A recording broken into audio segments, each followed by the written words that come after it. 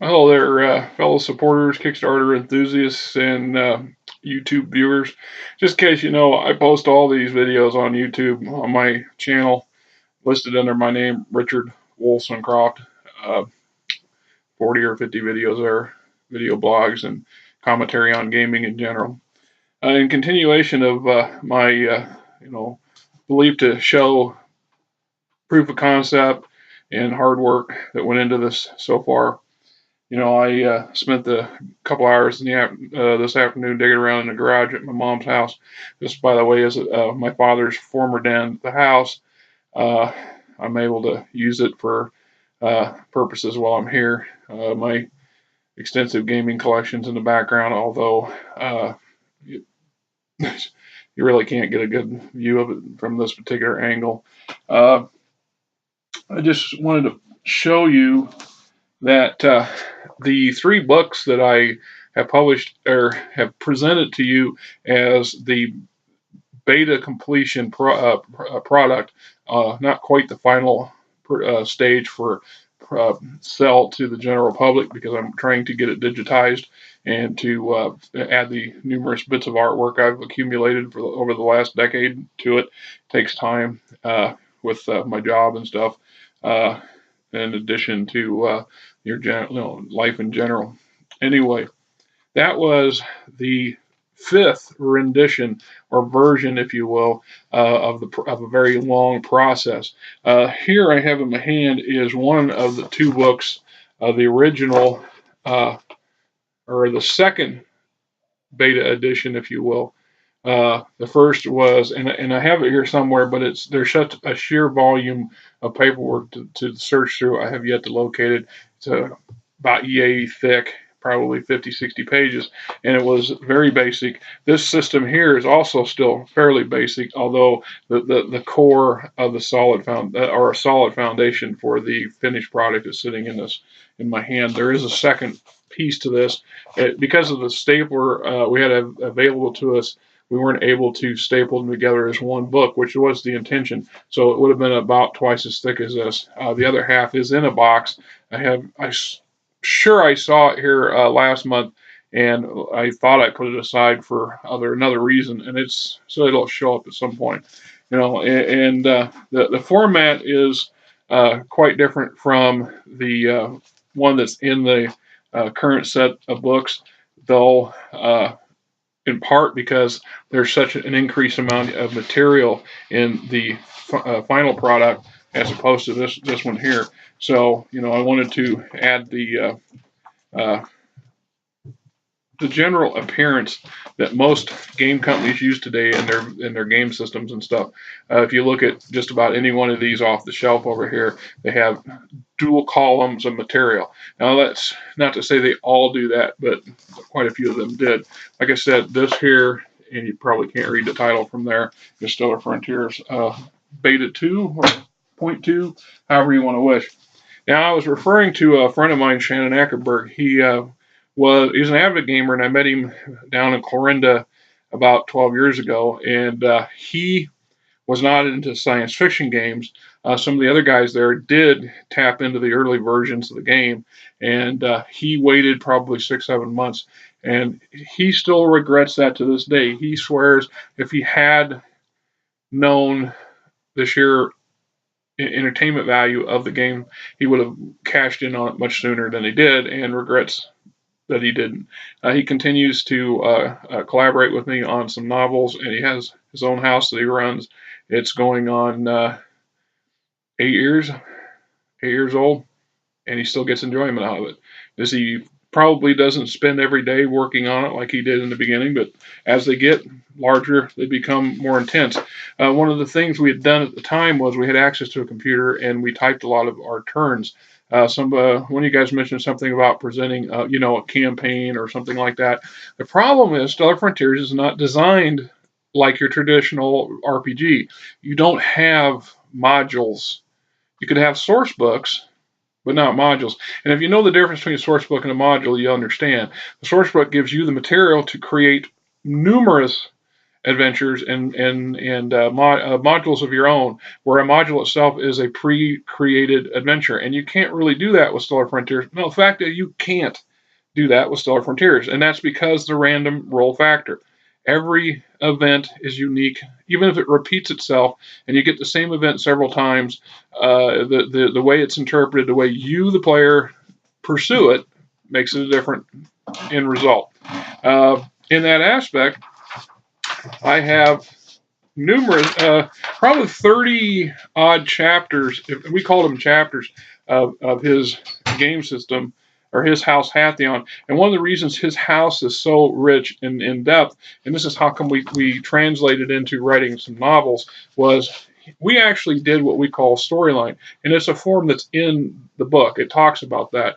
And what that is you use mechanical rolls to influence and you write out the encounters, the events. So when we talk about in here, we actually have the way the house worked its stuff out in a story format.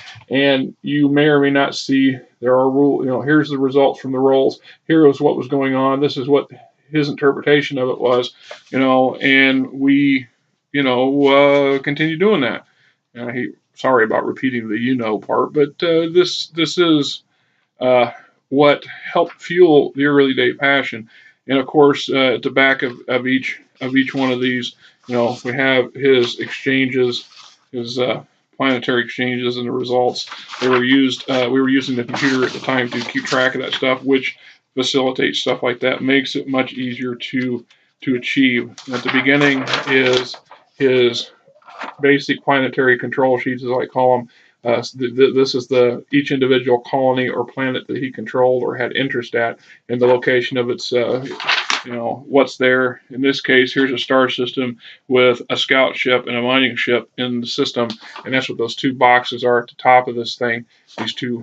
These two represent two separate ships and all their stats and what they're doing. One is scouting the system out and getting more information. The other one is mining a previous find. By the looks of it, it was mining and they were in orbit over a unnamed planet that's a plains, but it had an unbreathable toxic environment. It was zero. The system is 10% explored. The planet itself is yet to be explored. Has one moon. The mineral resources, ATLA and INPO. I believe that's what he was there mining for. It's that, or they were passing through. It's hard to know without going in and really reading the storyline pieces that go with this. And then it goes on and on, right? And so that's cycle 12 or cycle 11, chapter 11, however you want to look at it. And then here's number 12 and 13 and 14 and 15 and so on and so on. And in and of themselves, lots of material, lots of proof of concept, lots of show development here. Back to that thing. I'm sorry about that. All right, we're back here. Cycle 27, 28. Now, as he progressed in cycles, as he went on, if you will, the increased volume of writing increased as well. We literally developed running novels. There is some attention down the road in the future when I've got time to scan all this and create a book out of it, because hey, this is a book. I don't care who you are, how you argue it, it's a book, and so on and so forth. I also have our artwork that's interspaced with these storylines, and I'm trying to scan some of them. Here's an example of a Helian airship that's a running gag of sorts of how they came about the creation of that thing. Then I mentioned several times, and I've given an excerpt of one of the partial chapters from Gathering Skies, which is book 1 in the Hatheon saga. Just as I said, I have them book 1 and 2 complete. It's just in a rough draft manuscript. And if anybody knows anything about writing, you have several drafts you need to go through before you get a finished product. And so, here is an additional book. I believe this is book 2. There's about 1,300 handwritten pages here yet to be typed.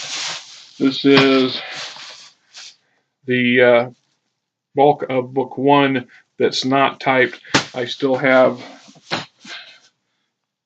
when I had access to the computer at the time, I did type as much as I could when I wrote, and I'm scanning these into the scanner, which are converting these to read-writable files, which then I can translate. So once I get that caught up, I'll start working on the type stuff.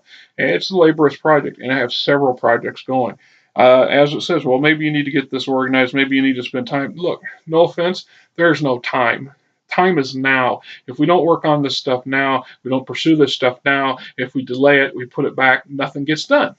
It doesn't achieve what needs to be achieved here.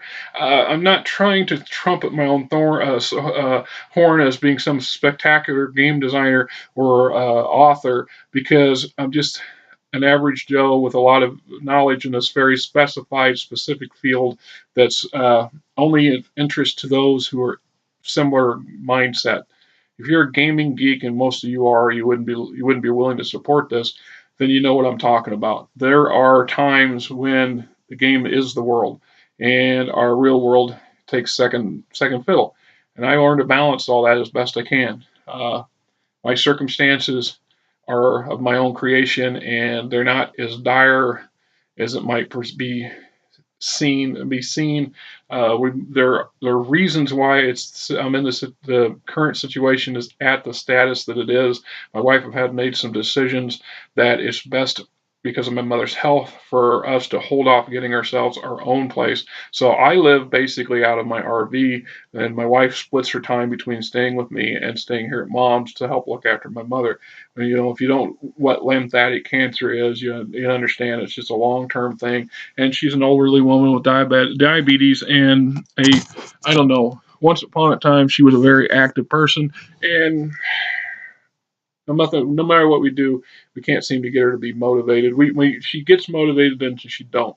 And as they say, she's living proof of this. If you don't use it, you lose it. Okay. So in that same venue, I'm 50 years old, and I'm not getting younger. And it might take another 5 years to get all this stuff out there. It is going to be out there, my friends. It will be out there. It'll be in PDF. It will be in digital. If I can someday maybe find a publisher who will publish an actual paper-bound version of it, awesome. If I can generate the finances to do that, hey, even better. But I got to get there. To get there, we got to take a step forward. That's what this is. This here is trying to get some interest and some money to get the ISBN numbers I need, and to do a formal copyright, sending it to the Library of Congress once I get a digitally version typed or translated. And that's in a progress. I work on that several 3 to 5 pages a day. It's progressing. What I'm trying to give you guys is an opportunity to get in when this was something that was just in my head. You're getting the PDF version of it. It's as 100% complete, although it's still a bit rough, and it lacks the artwork. The value here is you can look at it, you can play it if you wish. You can then give me some positive, negative feedback, because that's part of what beta test is. We need the feedback to improve the product, to make it better. I know that I've had several people tell me that the line of progression in the core book is it maybe needs to adjust. There is a chapter on starting and running your first colony, and it's actually in the back of, I want to say, the blueprint guide, but I don't be sure about that. And I've had other people say, well, this really should be the first part of the core book. And my argument was that may be true, but the core book's designed to help you run the house and to play the game, whereas this instruction manual, if you will, is just an example of how to do it. If you follow the rules in the core book, you'll actually find yourself achieving the goal that you want. It's in the core book. It's just not necessarily in the order some people would like it. And if it turns out that it should be that way, then it can be changed. That's part of the advantages of doing this digitally. I really wish I could have done. I could have put all this when I had it all on a computer. When I was up before Dodge, I had no way of saving it on a medium that I could send it to my family. Uh, there's complicated reasons for that, and I'm just not going to get into it. You really want to know my life story, you got to go look at the YouTube stuff, and you may not like what you see. You know, I made some terrible mistakes, and it cost me everything. It cost my family, and now I'm trying to make up for that in every aspect of my life. This is why I don't slow down. I can't sit this on a shelf. This has to work. It has to be put out because I need it to be put out for my own purpose. And it's not about money. You know, and a lot of people don't buy into that. Well, you're going to get rich. No, no offense, no science fiction author ever was a wealthy guy. They'll all tell you that. You write something else if you want to make the real bucks. It's not the sci-fi, not even the fantasy. You make a good living at it, but you're not going to be Stephen King. You know, J.K. Rowling is an exception to the rule, a very exceptional exception.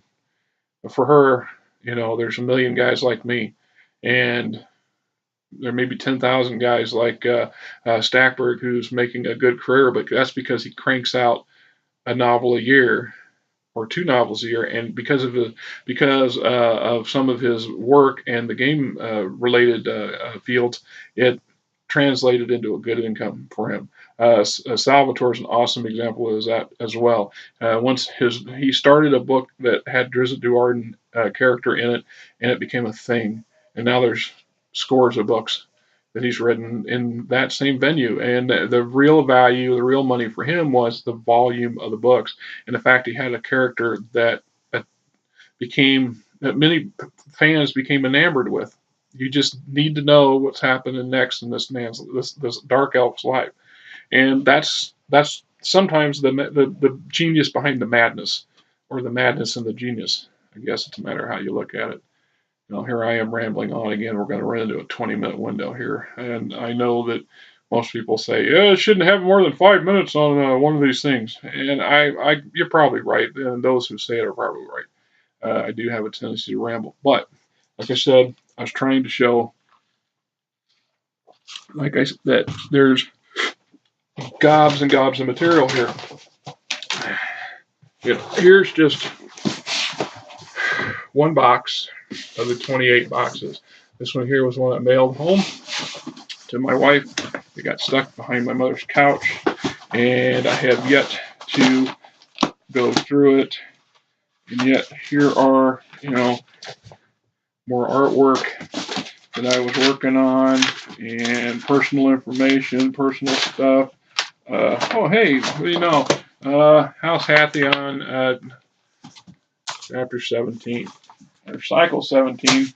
So this one was down at Corinda with me, and got sent home. Here's this is part of my own house, Dark Shadow, and this folder alone is my ship movements and control sheets for, and I believe I was at cycle 130, according to, what does that say? 133. It, because I didn't have the means to do this stuff on a computer, and I mean using the computer to create the stuff, not that I have this, making a computer program that this does all this for you. I would dearly love to see that, but I believe that's another day, another kind of funding program, and it would take a whole lot more money, or some really talented individuals or programmers who are willing to give me some time without, or some sort of deal, because I can't afford to pay for that kind of stuff. And I am not a programmer. I don't have the time to learn programming. Just don't. But so what I did is I learned to adapt. One of the things I learned to do was I created control removable tags and used tape, and like the old school airport controllers, traffic control guys. They had these little slips of paper that represented incoming planes and planes on the ground, and they just move them around their boards. And so in this case, I have Dark Shadow 54, DS54, the Appley Way. It's a light freighter. It weighs 224 tons, has a maneuverability of 4, a range of 4, move of 4, range of 4, maneuverability of 1.0. Its ranking is tried .32. Got the name of the captain and her ranking, and then the crew. I got it marking for it has 6 tons of supplies on board and 6 tons of fuel remaining. It is currently towing or has a cargo pod attached to it, and so I would be able to, when this moves from this system to the next system on my next cycle, I just be able to peel this thing off and move it to the next cycle, to the next one of these in the new system, and it sped things up considerably as far as I was concerned. And I learned to do the same thing with my military units, because you don't always leave them camped on the one planet. And so here's a ship transporting some military units. In this case, the first Shadeus Aerospace Squadron's the Silent Knights, and the second one is the 2nd Black Watch Company, 8th Black Watch Platoon. And that's another entry for explaining how the military concept in this game system works.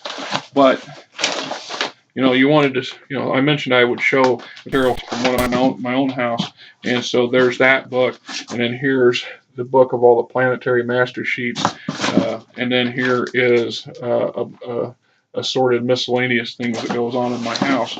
And my house is still in play, although obviously it's not something I'm able to focus a lot of attention on at this moment.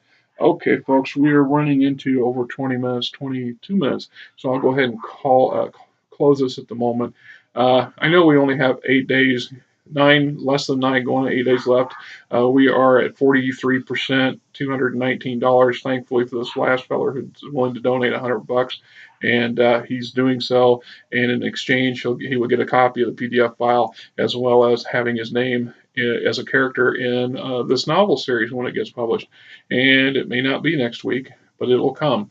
And hey, God bless you, man. I appreciate the support.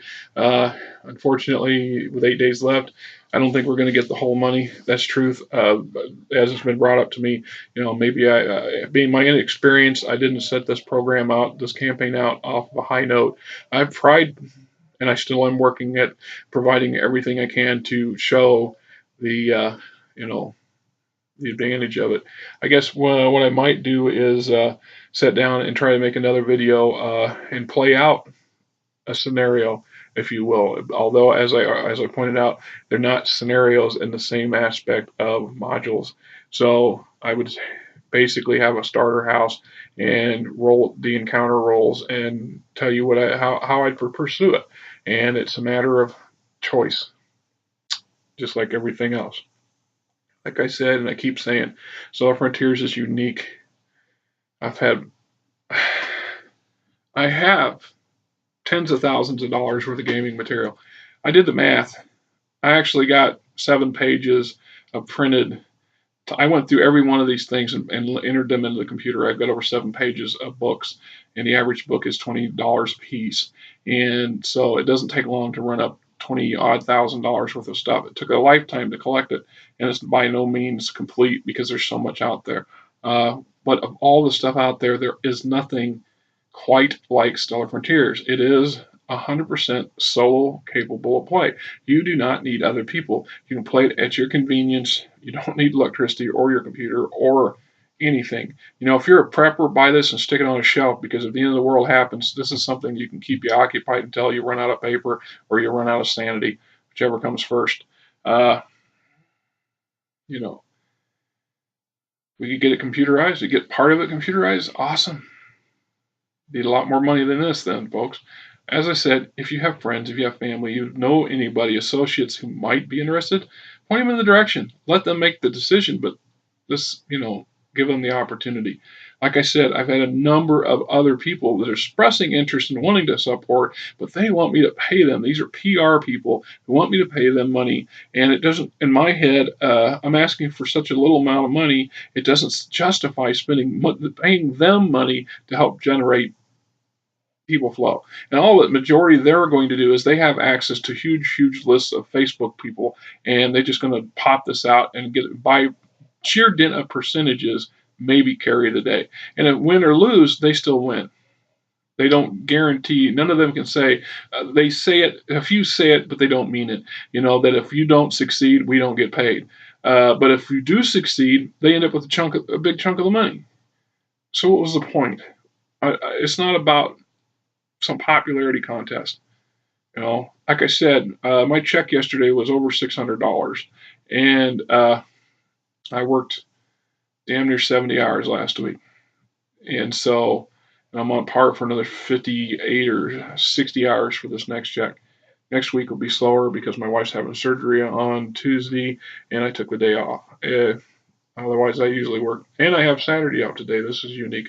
I usually work 7 days a week, just because of the nature of the job and the company and me, I guess. So I could easily pay for the ISBN stuff, and I will when it comes to it, down to it.